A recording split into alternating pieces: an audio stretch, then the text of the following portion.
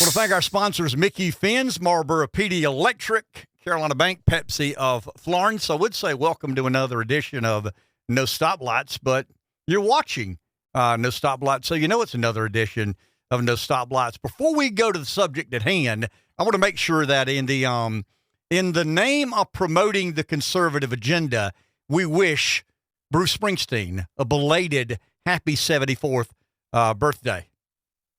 I didn't hear a round of applause, so we'll move on to something else. When I ran for office, one of the issues I had to overcome as a Republican seeking office statewide in South Carolina was my affinity for Born to Run. One of the bloggers did a story and asked all the candidates what their favorite song was. And in typical, political expediency fashion, the majority of the better candidates named a country anthem. I was stupid enough to say Born to Run, and had some backlash from my affinity for the New Jersey rock and roller, who is not so much aligned with South Carolina conservative values or the ones we espouse on No Stoplights. I want to go to a kind of a recent article, and we'll circle the target and see if we can make heads or tails of the poll that I believe is an outlier. ABC News, Washington Post poll found Donald Trump ahead of Joe Biden 42.42%. Now, I'm the first to admit that I don't trust that poll. There is no way Donald Trump wins the popular vote by 10 percentage points. I just don't buy that. But there are some seriousness to this poll, despite it being somewhat of an outlier. One of the nuggets of information within the poll that caught my attention was the partisan divisions that were calculated: 25 Republican, 25 Democrat, 42% independents. To me, that's a underrepresentation of either party, overrepresentation of the independents. The Democrat Party is a little bit bigger nationally than the Republican Party. So in all honesty, as someone who would like to see Donald Trump win the White House, if indeed it is the binary choice between he and Joe Biden, I would have trusted a poll that had, let's say, 28% Republicans, 30.5% Democrats, the balance independents and unaffiliates. They don't really tell us exactly what percentage of the independents were unaffiliates. And there is a difference. I mean, an independent says, I'm an independent. The unaffiliate says, I'm not an independent, I'm not a Republican, I'm not a Democrat. Whatever strikes me that day is where my political loyalties and allegiances lie. But let's dig into this just a bit. When it comes to job performance, the approve-disapprove of Joe Biden is 19 points underwater. That is significant. That's a big deal. When it comes to Biden's performance on the economy, he's even climbing further uphill. He's 30% of Americans approve of the way Biden's handling the economy. Those 30% ain't bought groceries and ain't bought gas in the past couple of years. So if you want to know what percentage of Americans don't buy groceries and don't buy gas, it's the 30% that think Joe Biden is doing a decent job on the economy. On handling immigration at the U.S.-Mexico border, Biden's rating is 23%. So despite Biden saying the border is secure, we're keeping tabs on those entering our country, the American people aren't buying that. And then you've got 20% strongly approve of his work overall. That's once again those who haven't bought groceries or gas in the last couple of years. 45% strongly disapprove. 74% of likely voters or registered voters in this poll say he's too old for a second term. This is the interesting part, and then we'll get to some other we'll get in the minutia of the poll. If a government shutdown occurs at month's end, 40% say they chiefly blame Biden and the Democrats in Congress. 33% say they blame the Republicans in Congress, and that's just the overall frustration the electorate have with Biden and the Biden presidency. Now, here's kind of an interesting factoid they left out. They never asked the respondents to factor in the effects of Donald Trump's possible conviction in these crimes. and he's been indicted 4 times. He's not been convicted, but they didn't say, would you change your mind if Trump were convicted of one of these crimes? Because there are pending trials that'll overlap very significantly with the campaign, the primary in particular. They didn't ask respondents about the Hunter Biden, Joe Biden connection. I didn't know anything about my son's business. Turned into I've never been in business with my son. Turned into I never personally benefited from my son's being in business. So the goalpost moved not once, not twice, but 3 times a lady. Let's go to this kind of an interesting factoid of the dissecting of the information in the ABC Washington Post poll. We talked about Biden's disapprovals, 19 points underwater. The American people don't believe that Biden is doing a good job.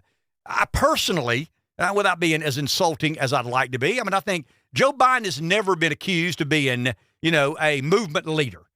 Joe Biden has never been accused of being intellectually in the top % of men or women in Congress. His predecessor, who advanced a liberal agenda, Barack Obama, you can accuse Obama of a lot of things. I think Obama's a devout communist, but I don't think he's dumb. I think he's highly intelligent, highly capable, highly competent when it comes to the intelligentsia necessary to transform a political party from what it is to what he'd like it to become. Nobody accuses Bill Clinton of being dumb. You can disagree with their policy. I do vehemently oppose what Bill Clinton wanted to do. I think Hillary Clinton is not the equal of Bill Clinton or Barack Obama. But when you look at the most recent Democrat presidents, you got Bill Clinton, highly intelligent, and you got Barack Obama, highly intelligent, and you've got Joe Biden. And we'll leave it there. And not, disparage a man who is in the winter of his political career and probably in the winter of his life. But let's go to Donald Trump, because I think this is so interesting to me. When Donald Trump left office, remember we talked about Joe Biden being 19 points underwater on approve, disapprove. When Donald Trump left office, 38% of Americans approved of the job he was doing, 60% disapproved. So he was in Biden territory. Biden's minus 19, Trump was minus 22. Not exactly the same, but in the same neighborhood. Today, Donald Trump, on the approve, disapprove, 48% approve of Donald Trump. Now, you can't approve of his job performance because he's not doing a job. He's not in the presidency, so he gets a little bit of the doubt. Inflation and, some of the other issues facing the country, immigration, we talked about a second ago. You can't pin that on Trump. I think the reason, remember the bumper stickers when Obama gets elected and some of the George W. stickers, miss me yet? I think there's some of that miss me yet embedded in these approve, disapprove numbers. But here's what I find astounding, and here's what I really think is kind of the central argument of what's happening in American politics today. Every imaginable influencer in America, and I'm talking about outside of Twitter, and I guess we thank good Lord in heaven that Elon Musk bought Twitter. Take a swallow of this Pepsi, zero sugar, ate some peanut butter before we went on the air, and a little sticky mouth going on here. Want to make sure I speak with, the Southern accent needs to be fluent. It doesn't need to be impacted or affected by peanut butter stuck on the roof of the mouth. But remember, when Trump leaves office, we're in the middle of a pandemic. And there were a lot of, Donald Trump's a controversial political figure. He's never going to be beloved by the masses. He's just not. He's polarizing. He is divisive. He's irreverent. We use all those adjectives to describe Donald Trump, and he's all of that and more. But when you look at the state of the economy, and I go back to the sticker that George missed me yet. I think when you look at Biden's number, 19 underwater, when you look at Trump, who left office after in the middle of a pandemic, minus 22, and now all of a sudden he's minus 1. 48% approve of Donald Trump. Approve of what? Approve of what he did. I think there's some retrospection in there. 48% of Americans are now kind of concluding that, hey, the guy may have been irreverent. The guy may have been narcissist. The guy may have been a horse's ass. But the economy sure did seem like it was in a better place when he ran the place or ran the joint than it does today. So here's, I think, the overriding message of the 2024 presidential election. I'm on the record that if the election were held today or tomorrow or the next day, Donald Trump gets elected. I mean, there's an acceptance now, and there's some theorizing out there that the ABC News Washington Post poll is kind of a follow-up to David Ignatius of the Washington Post, saying that as great a president as Joe Biden has been, we probably need to find somebody else to run in 2024. That gave some of the less influential insider elitist in D.C. permission to question whether Biden should run again. You got to ask yourself, if this poll is an outlier, was it done with the intent to try and stir up some animus or, some energy for somebody other than Joe Biden to be the Democrat nominee? The Republican side of the coin is to me, the argument is this: 91 felony charges, 4 indictments, and Donald Trump's approvals go up 10%. It's almost like Trump needs 1 more indictment and 6 more felonies to put this election on ice. I mean, if he were indicted 1 more time, and if there were 7 more felonies, maybe his approved disapprove goes positively. More people approve of what he's doing than disapprove of what he's doing. Everybody that felt they had the ability to influence the presidential campaign has done all they can to drive a wedge between Trump and his base. The America First generational realignment that's happening in the Republican Party has been for about 6 years now, probably 7 years now.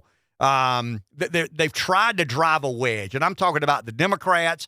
I'm talking about the neocons. I'm talking about the elitists. I'm talking about the ruling class. I'm talking about the credentialed class, academia in general, historians by nature, everybody that you could imagine, everybody that you would expect. And historically, they've been able to do this. I mean, they've been able to drive a wedge. They've been able to kind of create a narrative. They've been able to kind of spook people away from, I kind of like this guy, but all these things I'm hearing say I shouldn't.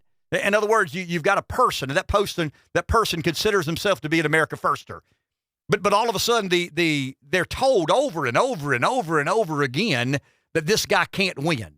I mean, you're wasting your time, you're wasting your energy, you're casting a ballot into the abyss if you elect this guy as the Republican nominees. There's no way he can win. And a lot of people never bought into that, but some did. And it seems to me that we've come full circle, and the only person, or the most likely person to win the Republican nomination, is Donald Trump. I mean, it's hard to dispute that. It's hard to argue that. I mean, when it started, it was going to be a two-headed monster. You know, you got Trump in one corner, DeSantis in the other.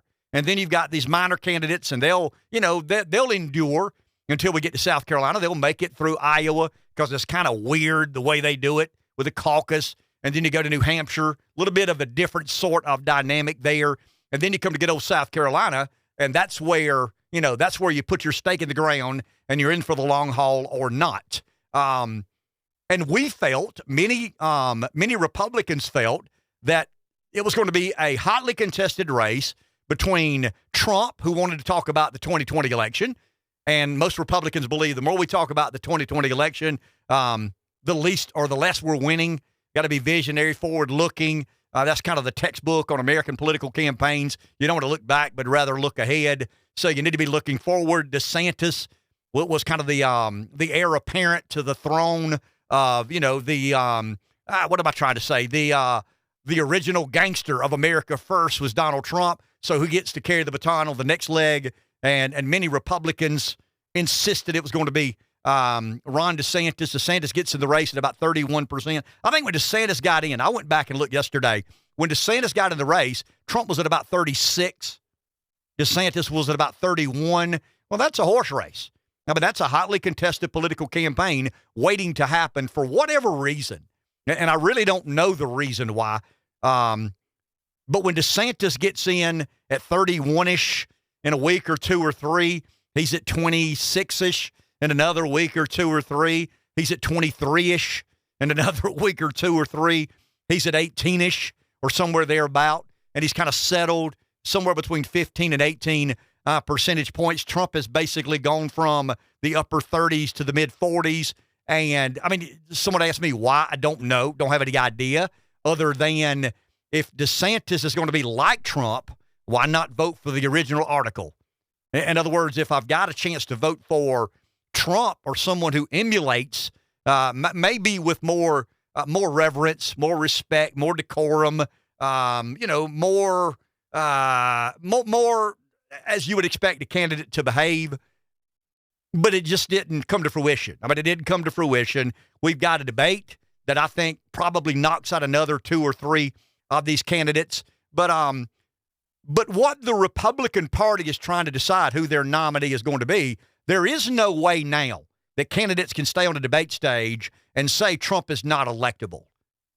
I mean, that goes out of the window. I'm not saying the Washington Post did Donald Trump a favor. I'm sure they didn't intend to if they did. They certainly, ABC News didn't do Donald Trump a favor.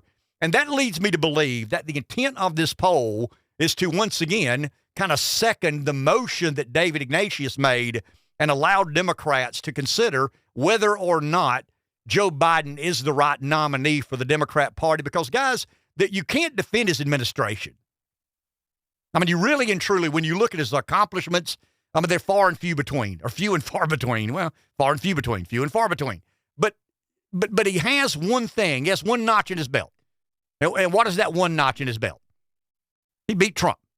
Now we can argue the merits of the election. We can argue the statistical anomalies. We've done some of that over the airwaves. But the one thing Joe Biden can say is, I'm a Democrat who beat Donald Trump.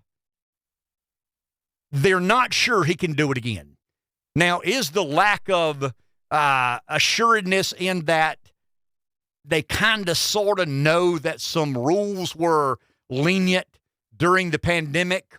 Or is it what the ABC Washington Post poll says, that the public in general believe this guy sucks at the job? He's just not very good at the job. So when you basically try and break down the ABC News Washington Post poll, that is, I mean, to me, the biggest winner in this poll is clearly Donald Trump. Because once again, there is no Republican candidate, nor honest Republican primary voter. I mean, I know some never-Trumpers, and the reason they're never-Trumpers is they say the guy can't win. I mean, he lost the presidency in 20. They didn't do as well as, let's go all the way back to 18. The midterms, they underperformed. 20, he loses. 22, they underperformed. There was an expectation of picking up more House seats and maybe gaining control of the Senate. They didn't do that. But when you look at the data within this poll, it's clear that Donald Trump not only can win if the election were held today, he could win. But is the intent of the poll that there is no way the intent of the poll was to breathe life or energy into Donald Trump's campaign?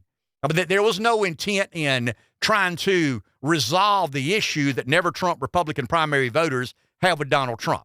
What we've estimated, and I think some data suggests this, we've estimated that somewhere between 9 and 12% of Republican primary voters will not come back and vote in a general if Trump's the nominee. And a lot of their rationale is, well, I mean, they just find him disgusting and they don't like him, and, maybe some of it's ideological. I mean, I would imagine there's some of the neocons. Yeah, one of the things we should require, if America First is getting control of the Republican Party, and I think they are, but there is no official, golden chair on the throne.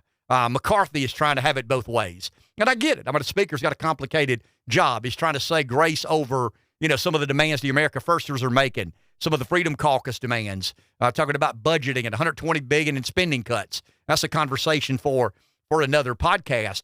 But it would be hard to argue that the reason you don't want Trump to be the nominee is he can't win after some of the recent polling. And in particular, after this ABC News Washington Post. Is it an outlier? I think it is. But it ain't that damn big an outlier. I mean, it refutes and it dispels the myth that Trump can't win if he's the nominee in 2024. So if you're a Republican primary voter and you don't like him because he's not a neocon and he doesn't want to, police the world, and he doesn't want to decide territorial disputes or border disputes or war for that matter. I'm not calling it a territorial dispute nor a border dispute. I think Trump has said before, I'm a lot more interested in the Mexican-American border than I am the Ukrainian-Russian border. I second that motion without any. But I understand the 3 or 4 or 5% Republican voters who just say no under no circumstance because he's dangerous. He doesn't understand the complexities of geopolitics and global affairs. He doesn't understand the importance of the UN and NATO and some of these transatlantic and multinational organizations. I understand that. But to the never Trumper who says, I'm a never Trumper because I'm smarter than you are, and you Trumpsters and you America Firsters are dumb enough to elect a guy or nominate a guy in a Republican primary that you simply can't win the general election. This poll and this data dispels that. I mean, you can't stand on that leg anymore. The only debate about the Washington Post ABC News poll is, was it to allow Democrats to entice someone not named Joe Biden to consider running for president? It's obvious they're not happy with RFK Jr.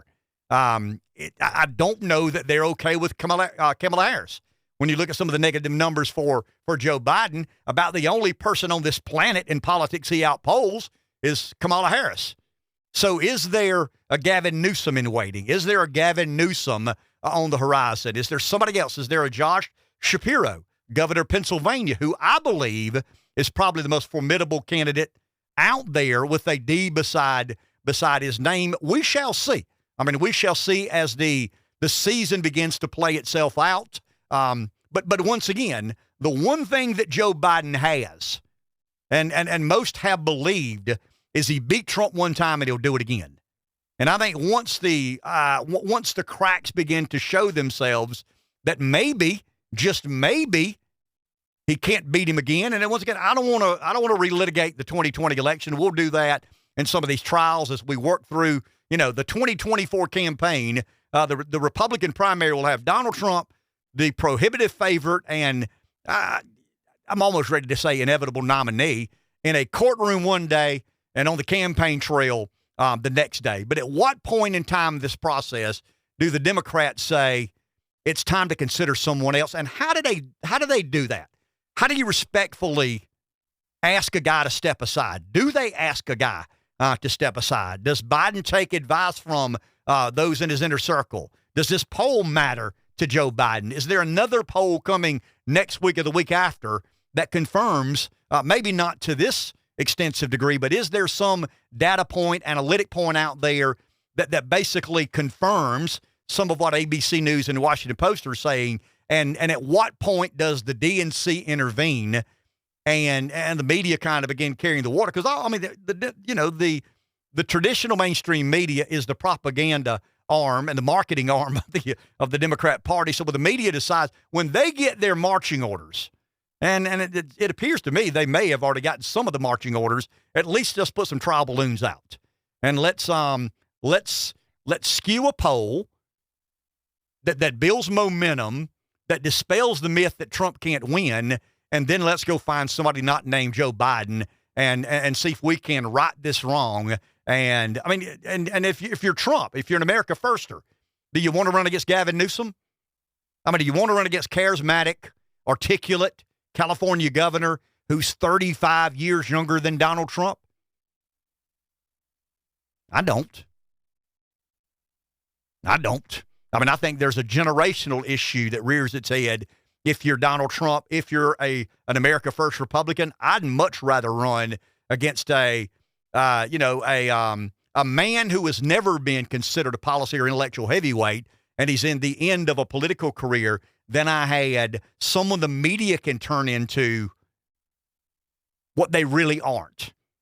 And by that, I mean the media convinced many, many, many Americans that Barack Obama was a centrist.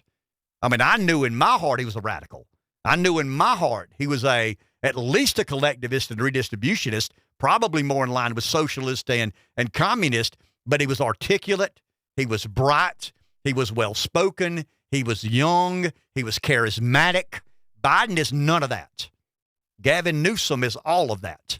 And if the media can convince the public that Barack Obama was a centrist, they can damn sure convince many, many, many young, impressionable Americans that are considering somebody other than Joe Biden, that Gavin Newsom is kind of the next flavor of the day for the DNC.